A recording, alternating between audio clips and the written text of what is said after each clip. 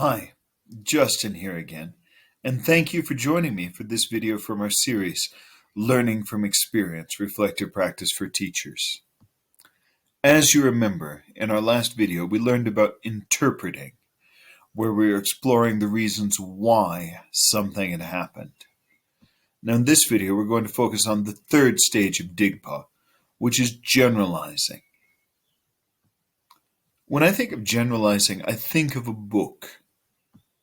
Because generalizing is kind of like writing a book of your own ideas about teaching and learning.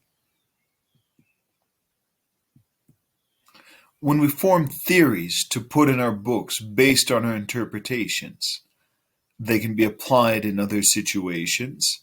So this is where we really start forming our own theories about teaching and learning that can apply to situations similar to the one that we described for the future. So you remember in our last video, I gave you a lot of interpretations of why my students might have been silent when they were in breakout rooms. They were quiet, they were shy, they don't like English, my instructions weren't clear, they didn't know the vocabulary, the microphones didn't work.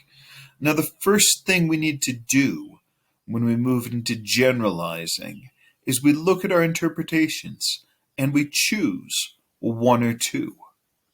Now, the one or two we choose doesn't have to be the right interpretation. I mean, maybe they're all right, or maybe none of them are right.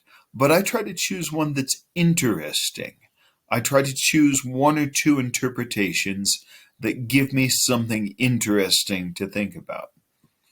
So out of those, I thought maybe they thought that they should wait for the teacher to be there is a really interesting generalization or interpretation.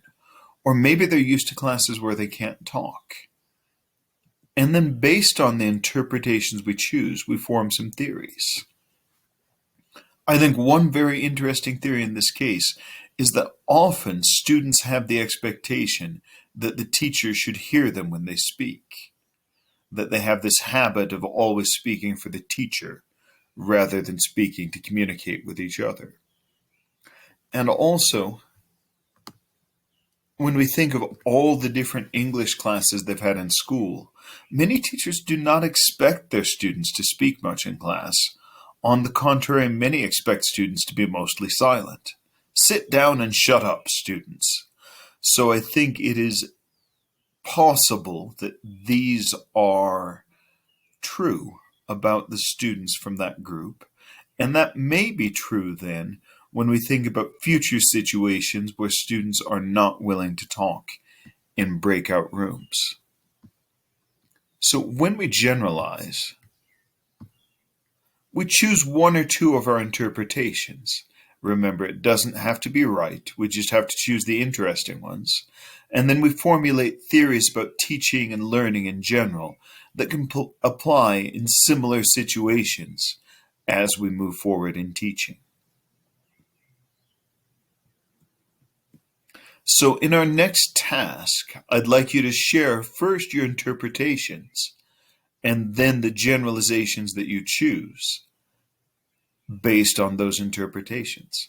So I look forward to reading your work in Canvas, and thank you for joining me for this video.